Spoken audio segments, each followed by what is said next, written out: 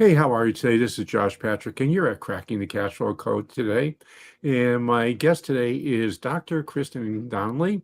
She is a second generation in the family business, and she also does consulting, like many of us do, who ended up in the family business. But she is part of a family business that makes glue for fixing pipes underwater in submarines or something like that. So we're not going to really talk much about the technical part of the business, but we are going to talk about what it takes to do a successful family transition.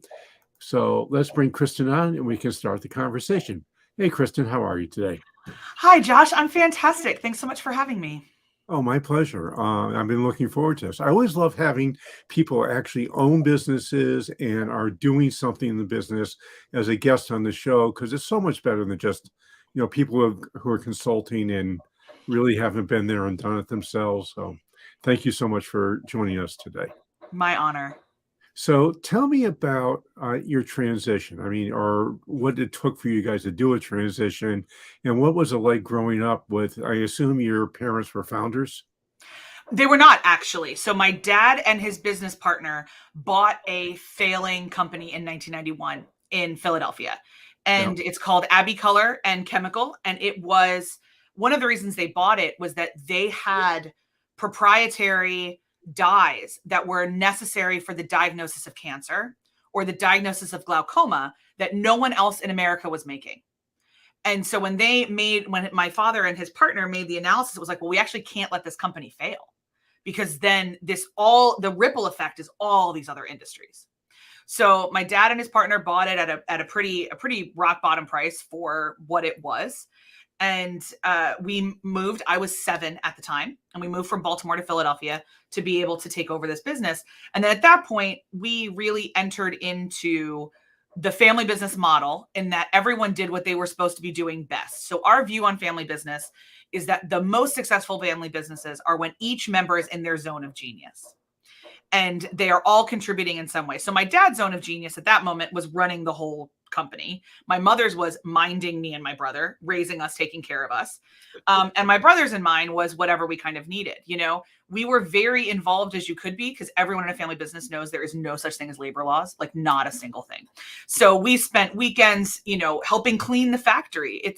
The building was built in the early 1900s and it has been a dye house for over 100 years. So we're going through the 4th floor and finding pots of things that we can't identify. And my brother and I are carrying them to buckets for somebody to haul away. And, a lot of things like that. So I grew up absolutely within it. So we do make dyes and colorants. That's a big part of who we are and why my brother and I are so committed to continuing. So 2 of our main products are stains that diagnose cancer. And we Okay. are the only ones in the world that make the particular one that we make. And then also we're the only US manufacturer of one of the ocular markers, it's called, but one of the stains that helps diagnose glaucoma. And so we feel a really deep responsibility for making sure that those products have longevity. We also make the dye that stains sutures and some other things like that for biomedical stuff. And then like car wash soap and some other things where we are very good, very high quality products, but perhaps the ethic that my brother and I feel isn't as strong in those products. Hmm. Um, but we did other things. My brother played soccer. I was in theater. When we were growing up, we had Abby as a company was part of our lives, obviously. Dad worked 90-hour weeks. We were down there on weekends, sometimes helping out. We were always at corporate parties. We knew all of the employees. We went to funerals and weddings and kind of everything else. But if you had asked me at 17 what I was going to do, are you going to come back and work for the company? I would have laughed at you. My brother and I both did summer jobs. I did a summer job after college doing cold call sales for one of our products and loathed it. And that was just not my jam. I loved You mean people. you don't like cold calling? Oh my God. I'm so glad though, in retrospect, my dad made me do it because I understand why it doesn't work so intimately now. And I also got conversant in our products, which 10 years later would end up being very helpful. So I went off. I have actually 2 master's degrees in people subjects. I have a master's of social work and a master's of divinity. And then I have a PhD in sociology. And in the middle of doing my PhD, which I did overseas in Northern Ireland. And while I was in Northern Ireland, I met the man that I would eventually marry. My brother had left college, realized that he had no interest in the classroom. And if he sat there and really thought about what he wanted to do, he had grown to a point where he did want to take over Abby someday. Dad never pressured us to do this. We actually had several strategic meetings when I was in college about how to get it ready to sell. Culturally, what would we want that to do? But my dad was still, kicking along and doing great and, no plans to do that. And so when my brother said, no, I think I want to take it over, we shifted focuses. My brother's 3 years younger than I am. And as you and I are talking right now, he is 35 and I am 38. So these conversations were happening when he was in his early 30s, late 20s, actually, his late 20s. And I was in my early 30s. And we decided that I would emigrate back from Northern Ireland to Philadelphia. My husband's in IT. He can find a job, as he always says, anywhere but Antarctica. So we would emigrate back and I would take a role in the business and see what my role could be. So we emigrated in 2015 and my brother was already the ops manager. I was watching the cultural transition of respect from my dad down to my brother. They were executing it really well. Brian had grown up working for some of these guys and some of them, it had actually ended up transitioning to him being their boss really well because he had earned their respect as a 13-year-old and they had watched him grow up. And so that we were careful with it all the time, that a lot of that groundwork was laid before we even knew we were laying it. And then in 2016, we were on family vacation and my dad had a major cardiac event and he was in a medically induced coma for 4 days. And we had absolutely no idea what his brain was going to be like when he woke up. And my brother and I were sitting in Mexico looking at each other and saying, this entire business is in his brain. He has written almost nothing down. We are screwed.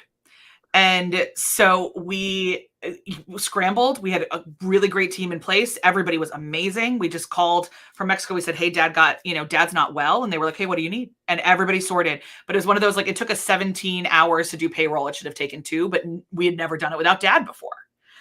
Things like that where, oh, this isn't great. And so we entered at that point an intentional transition period where we decided that Brian and I would start the process of becoming the CEO and COO. Dad would step up to president and kind of take a back seat and remove himself as much as possible from the day-to-day operations of the business. He would still be on site. I need to stop you right there if we can. Okay. Yeah. Let's talk about the importance of removing the founder from day-to-day operations in the business, to transition any business. I mean, we talk about this all the time in third-party sale. If you ever want to sell your business to an outsider, you have to become operationally irrelevant in your business. Otherwise, they're not especially interested in buying you. Yeah. The little-known secret is it's exactly the same thing that has to happen in the family business, but it's much harder to do in a family business and much more satisfying if you do it well. So can you talk about that a little bit? Absolutely. The first thing that I would say is that having an outside coach is a great idea. So especially for the second generation or third generation or whoever, so that if the founder is the only person you normally went to for advice, there's another person you can get advice from now. So that's one of the things. The other thing I always recommend is therapy, because very legitimately, this is hard. It's hard on everyone. It's emotional more than tactful in my experience. And the emotions are one of the reasons it's important to remove the operations, because founders have and this is in everything. This is in nonprofits. This is in business. And I'm sure you've talked about this before in this podcast. Founders have a very emotional reaction frequently to becoming operationally irrelevant. And sometimes when you're trying to ask clear questions, the emotions get in the way of the answers. Well, the truth is, most people who coach owners or coach this transition don't ever talk to the founder or what I call the senior generation about becoming operationally irrelevant. Is how important it is for them to do so. So many times when the kids are asking their parents to do that, their parents are seeing themselves as being put on the shelf. Yeah, and I'll say becoming operationally irrelevant. Totally fair. And I'll say my dad is a mensch. My dad's the best. And he put himself there. Yes. And he's the one that did all that. And we still struggled with he kept trying to dip his toe back in. And he kept doing so I'll say too, he talked to our people all the time. It was Yeah. still really hard. But the importance is that what the way we use the language we used, which may help folks, is that dad moved from being the center of the wheel to being the safety net to being the spare tire. He moved from being the spokes to the spare, and that was a gift to us. He could just flat out retire. He had every right to. He could be on a golf course right now. His gift to us and to our employees was to be our safety net. So we didn't ever use the term operationally irrelevant, to be honest, because in my mind, he's still not. He's still very, very relevant. He's not operationally mandatory. He's not operationally imperative, maybe, or something else like that. But I'm still uncomfortable with that. I'll be honest, because I can, if dad leaves us tomorrow, which thankfully he is still with us, and I keep gesturing back to his office because he sits behind me every day and he still runs Right. our books. And he still helped because we did the leadership transition before we did the ownership transition, which I would also greatly recommend if you have that Yes, luxury. absolutely. And I want to talk about Absolutely. that in a minute on why that's important. Yeah. Um, I still find him very necessary and very, very important but he's not the center of anything anymore. Okay, so here's the thing about operational relevance for the owner or the senior generation is that it's really important for them during the transition and when they're actually moving leadership is that when an employee goes up and asks them a question, they have to learn how to refuse the answer and say, talk to my kids. Okay, so in that, I just don't like the word irrelevant, I should say, because it's very emotional and we've had some trouble Well, with that. we can call So it I operational respect freedom if that. you want to. Yeah. It's Oh, lots no, of we terms did. for it. Yeah, we totally created that firewall. No one in the building reports to my father. Right. And if But he wants to interfere in something, he has to come to us first. okay, does he do that? Yes. Okay, so 85% of the time. your dad is actually being way more cooperative than many parents are. He is. That's why, like, I feel guilty sometimes because, like, so it actually was pretty easy tactfully. The emotions are the much harder part for us. Yeah, the other thing which I think is often true and probably not true for you folks because you actually grew up in the business. Mm. I mean, I always tell parents, I say, you don't need to force your kids into the business. You just need to expose them to the business. And often they're going to find that that's the best choice for them to go into as long as they've been exposed. You can't wait till they're 18 years old, the first time they have an exposure into the company. Oh, gosh, Mm, no. I Too can't many, imagine. I wouldn't have cared. well, too many parents do that. Now, Mm. the other issue, which I want to talk about a little bit, is with the rising generation, is that in my experience, the biggest challenge, and it probably wasn't true for you and your brother, but it often is true, is that the rising generation has an employee mentality because they've never had ownership experience. And there's a difference Hmm. between an employee mentality and an owner's mentality, Oh, no, we even in struggled with children, that. even in children. Yep, we struggled with that for sure. And I would say, so we started the intentional transition in 2017, and we officially did legal ownership at the beginning of 2020. Yep. And I would say for us, what actually made me feel like the owner was COVID.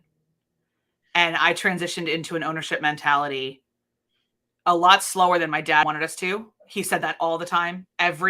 For like 3 years, we had daily meetings. Every day it was, you've got to start thinking like an owner. But it wasn't until the lockdown, and we're essential manufacturers, we couldn't close. And Hmm. so figuring out those first fresh weeks of how do I keep my people alive? How do I keep them safe? And then how do I make sure our supply chains aren't interrupted? Because I'm literally diagnosing cancer. Like cancer doesn't stop for COVID. So how do we do all of this? And somewhere about 2 months in to the first round of lockdowns, my dad sat my brother and I down and said, "You guys have been acting like owners." And I don't know if you realize that, but like look back and think about how you feel different now. You are not coming to me and asking me for anything. You are coming to me and saying, we feel this is the best option. Are we missing anything? And he's like, and that's how you use me. You don't come to me for advice anymore or direction. You're coming to me for wisdom. And that's what I can offer. And that's when I really transitioned to, oh, my name's on this building. I sign these people. These people are my responsibility, not my dad's, not something I'm tangentially associated with. They are my responsibility. And it took me 3 years to really, really grasp that, to be honest. And I'm sure there are days my dad would tell you I still don't. It's like every fresh situation that I address as a co-owner rather than an employee reinforces that. I can't do hypothetical mind shifts very, very well. So like, this is the first time we really filed taxes as owners. That was different. Yeah. And now I'm like, okay, so this is what this feels like now. But no, I think he would tell you we took too long to transition. I actually know. If he was on this call, he would tell you we took too long to make that mental transition. Well, if he was on this call, I'd be telling him that that's actually at the short end of the stick. My experience, and this is one of the things that we help people do, is do these generational transitions in our business, is that it's 3 to 5 years. 3 years is fast. 5 years is probably more average. And and I know his question back would be, is that even true if we had already been in the business for like 10 years? And I'm sure you're going to say yes, because we weren't in we weren't in a transition. My experience is it depends on what the parents have the kids doing. Got it. Okay. If the rising generation actually is making the decisions, and if their compensation is based on company performance, not a salary, it will likely go a little bit. If you've been around for 10 years, you're probably going to make that transition pretty quickly. Okay. But it depends when you shift to that sort of compensation. Compensation with family members is really a precursor to how the family members are going to act within the company. Okay. Interesting. That makes sense. Okay. Interesting. Yeah, because once you found, you got the K1. I'm assuming you're an S corporation. Yes. Yeah. We're an S corp. Yeah. Okay. Yeah. That's what most privately held businesses are. Yeah. And you get that first K1, and all of a sudden you realize, gee, there's, several $100,000 in income that I didn't get to spend, but I got to pay taxes on it.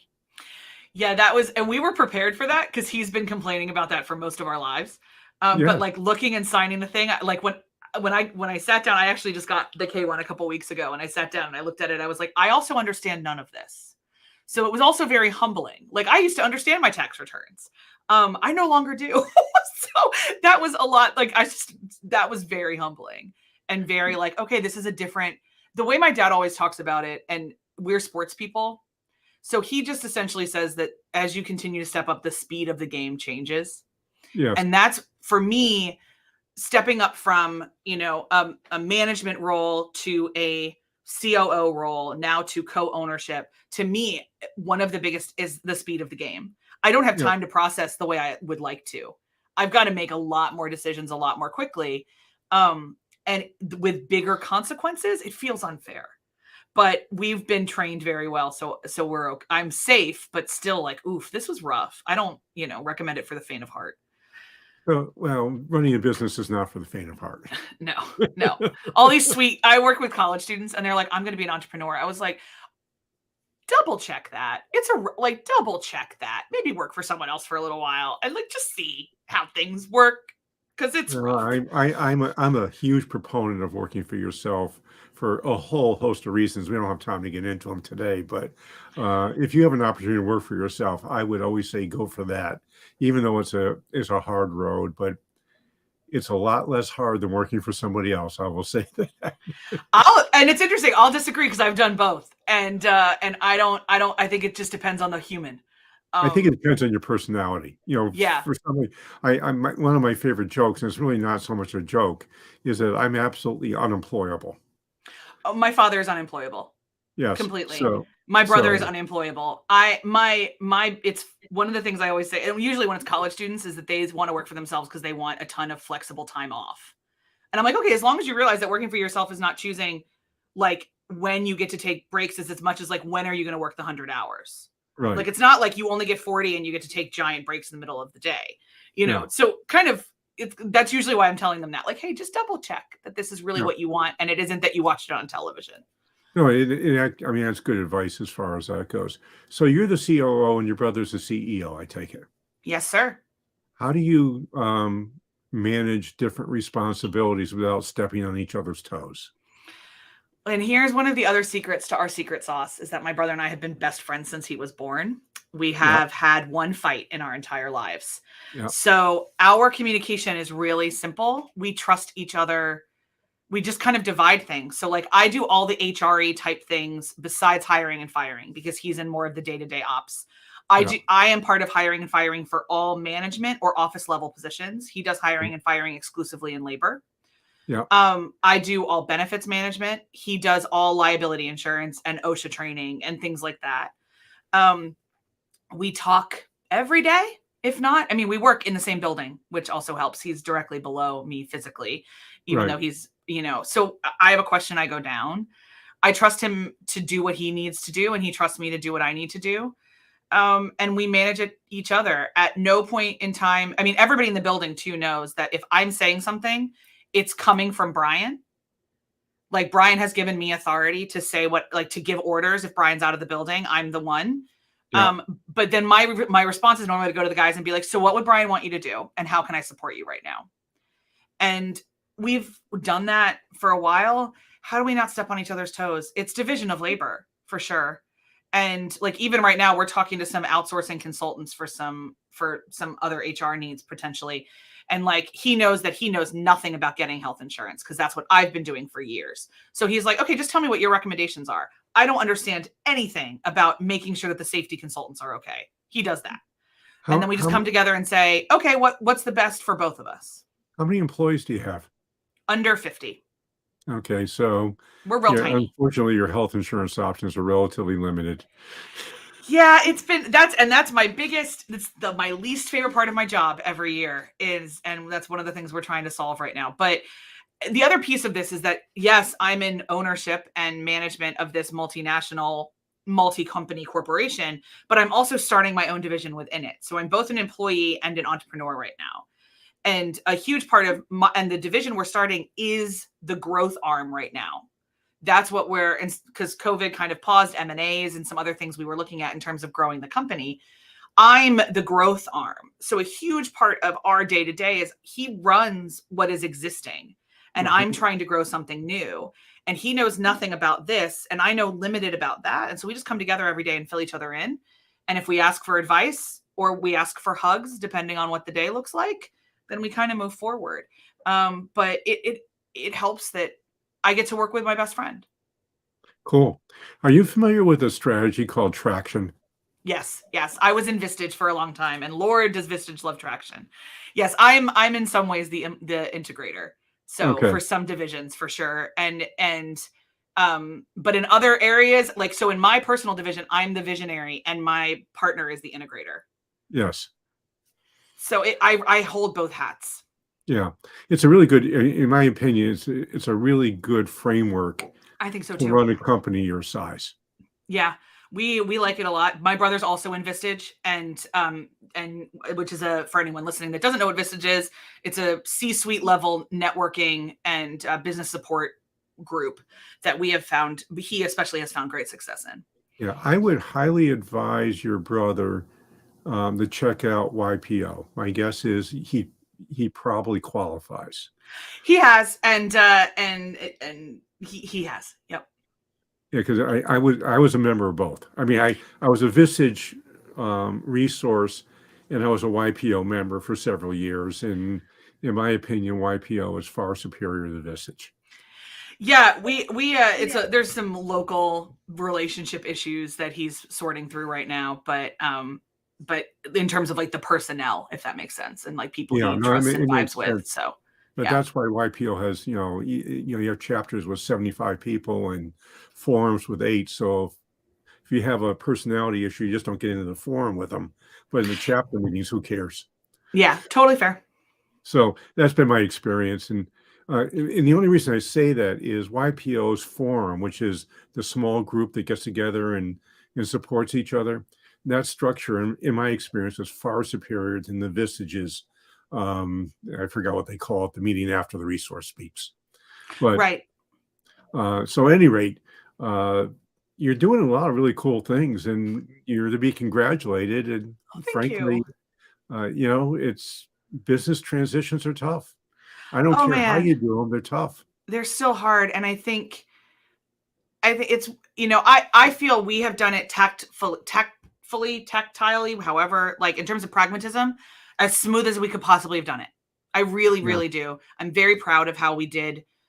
The legal stuff was clean. All of the stuff was that. And a lot of that is to do to my dad. And a lot of the very pragmatic prep work he did ahead of time to know that this was coming. There were no fights. There were no arguments. But it has taken an emotional toll. And we have had to be incredibly intentional as a family, including my brother is married with 2 kids. I have a spouse. My mother is part of this too, is that all of us have to be very intentional to still be a family. Absolutely. And that has taken quite a lot of intention and quite a lot of support and a lot of honesty. So, Kristen, unfortunately, I need to cut it off here because we are actually over time, not out of time. So I'm going to bet there are some people who are listening to this podcast who would love to find you. And if they wanted to do so, how would they do so? The best way to find me in particular is at Abby Research's website, which is argooddoctors.com. If you're interested in Brian and the manufacturing, find us at abbeycolor, ABBEYCOLOR.com. Cool. And one question, are you guys to make the dye for cancer research, or is it something else you make that goes in? No, that's what one of the things that Abbey Color makes. Yep. And you help me avoid dying. So thank you very much. It is our deep honor and pleasure. And I have 2 things I'd like you to do. And the first one you've heard me ask about 360 times. And that is, wherever you're listening to this podcast, please give us an honest rating, review, and subscribe. Folks who listen to this podcast on a regular basis tell me they love it. And I love doing it. And we have these tough conversations all the time. And the second thing is, I've been running a newsletter for 45 years. To start off on a mimeograph machine for people who know what that is. Wow. We now have an electronic version, which we've been using for years and years. But every Tuesday morning, I have a newsletter that comes out, and I call it my musings, or whatever I happen to be thinking about. Most of the time, it's about how you can take your private business and make it into a great one. It's really easy to subscribe. All you got to do is go to www.stage2planning.com. That's the number 2/newsletter. That's www.stage2planning.com/newsletter. And you can sign up for our newsletter and hear my musing or read my musings every Tuesday morning. So this is Josh Patrick. We're with Kristen Donnelly. You're at Cracking the Cashflow Code. Thanks a lot for stopping by. I hope to see you back here really soon.